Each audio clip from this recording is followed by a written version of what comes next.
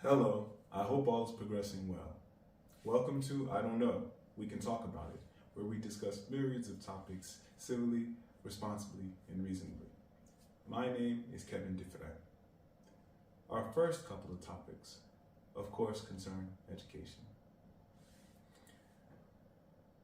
How can educational atmospheres work on broader scales effectively? The article posits wonderful information, techniques, sound for any that might be working with multiple small parts to connect to one large part. I think as much as a network can become, all parts of that network may be effective in expansion. One particular area of the article that stands out concerns finding the right people to work with. And I think having the correct portions partnering can really affect how the network will continue to expand and grow beyond an initial effort, beyond a secondary effort. To be systematically effective, though, through the people, effective by purpose, so as to have long-term renewals and investments, perhaps even long-term independence establishments beyond the funding parameters that may exist earlier on by necessity, though later may not be a factor because of how any of the program might grow mindfully with the current network inclusive of a future network. I really like the article positing the information, so including the funding aspect and ensuring that the information encourages beyond it preliminary efforts so as to succeed for future generations. The next topic is about foundational reading, teaching foundational reading.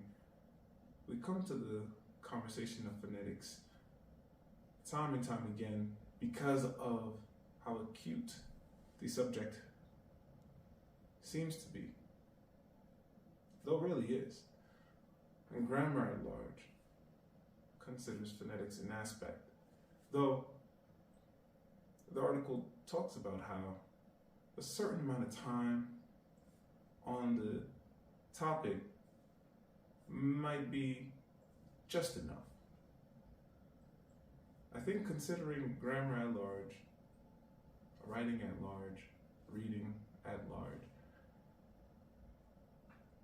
every portion that connects to comprehension is going to have a different weight value. Of course, if one is able to pronounce life correctly, though struggles with defining what life might mean, correlating life, as large as the topic seems, with a particular angle that might be beneficial in writing a paper in future years, then I think an imbalance needs adjusting so that a student can benefit from not only pronouncing words correctly, knowing a lot of vocabulary, though understanding correlative meaning, understanding reading comprehension, not just for reading, though for writing comprehension, which I think is going to be most effective in the long run for any individual that is learning English, particularly, though a language. Meaning is very much how individuals communicate. Many times individuals may know words, though meaning, depths, layers of meaning are what foundationally make words most effective, inclusive of phonetics, emphasis, tone, are all important parts of language that I think individuals must necessarily acknowledge.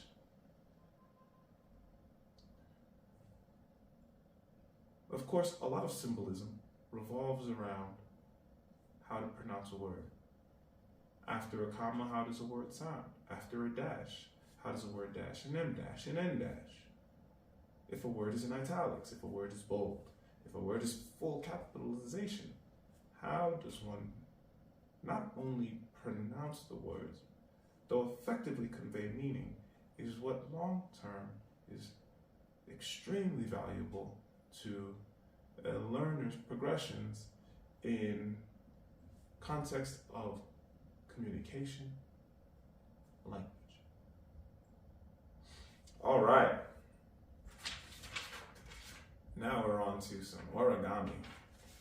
Today we're going to make a rocket ship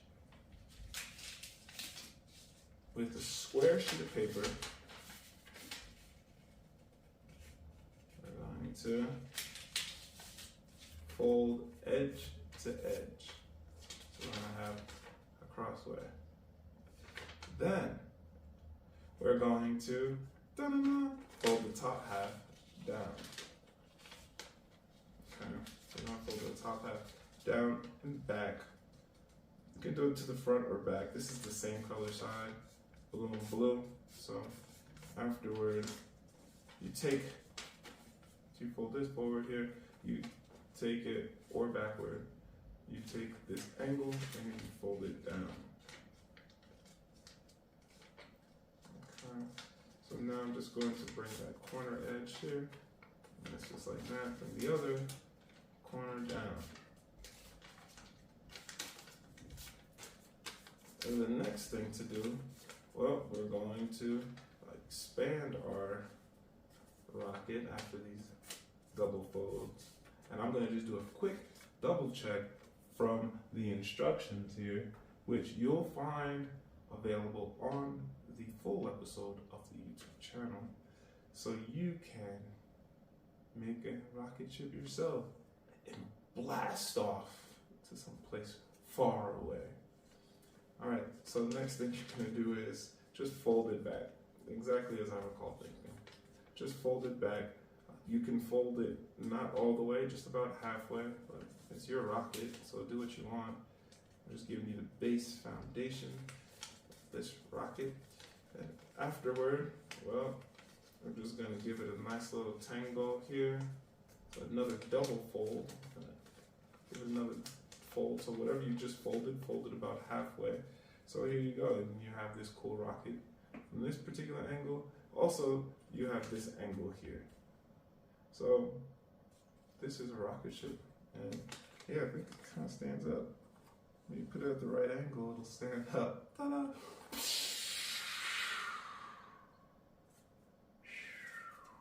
And it lands. All right, our next topic concerns reading a physical book. And the physical book I'm going to talk about today is Schoolgirl. Oh, what a text to read. A recommendation which I read and discover a bit of the author's background, then find how the text correlates so well with how the author seemingly is behaviorally, mentally. The text is very, very yucky because of the predatorial aspect that is set upon the young schoolgirl what a schoolgirl might go through, though, from a perspective that is so insider, like a predator, like a creepy individual that does not have good intentions for the individual of observance. I think the text is quite heavy, though a quick read, a small overall text, one that challenges one to observe how anyone might be receiving attention, what kind of an individual might be observing, as well as be in the situation of observance. I think the text is a way to be more cautious, mindful, not paranoid, though cautious and mindful of how one is perceiving a child, a human being.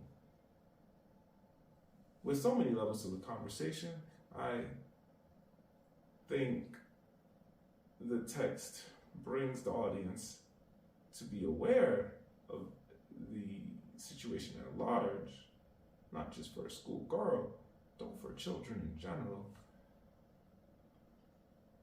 as well as leaves the audience to grapple with the caution of being more mindful of our developing youth and what lies potentially ahead, not only in a negative sense, though in a good sense, for developing youth, developing humans within structural societies, building upon foundations of good pathways, so that every pathway is full of good for any walking, choosing to live a good life.